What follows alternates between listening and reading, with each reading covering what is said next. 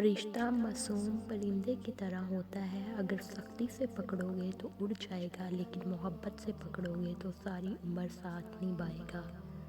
دشمن بنانے کے لیے ضروری نہیں کہ لڑا جائے، آپ تھوڑے سے کامیاب ہو جاؤ، وہ خیرات میں مل جائیں گے۔ جب اللہ نے تمہارے دل میں کچھ ڈالا ہے تو یقین رکھو نصیب میں بھی وہی ڈالے گا۔ اللہ تعالیٰ فرماتا ہے، تو میرا ہو کر دیکھ، سب کو تیرا نہ کر دوں تو کہنا۔ برے شخص کے لیے کبھی بھی برا مت بنو، برا شخص بہت جلد اپنے انجام کا بدلہ خود پا لیتا ہے۔ دعا کے 3 پہلو ہوتے ہیں، یا تو قبول ہوتی ہے، یا آخرت کے لیے ذخیرہ کر لی جاتی ہے، یا مصیبت کو ٹال دیتی ہے مگر رد کبھی نہیں ہوتی۔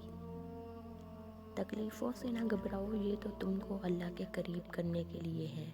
اللہ جب کسی کو اپنی طرف لانا چاہتا ہے تو اسے کسی کے ہاتھوں ضرور توڑتا ہے، تاکہ اسے احساس ہو جائے کہ اللہ کی محبت کے علاوہ سب محبتیں فنا ہیں۔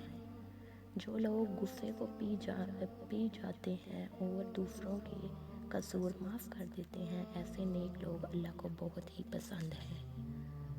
مسکراتے رہا کرو تاکہ دنیا کنفیوز رہے کہ اسے کس بات کی خوشی ہے۔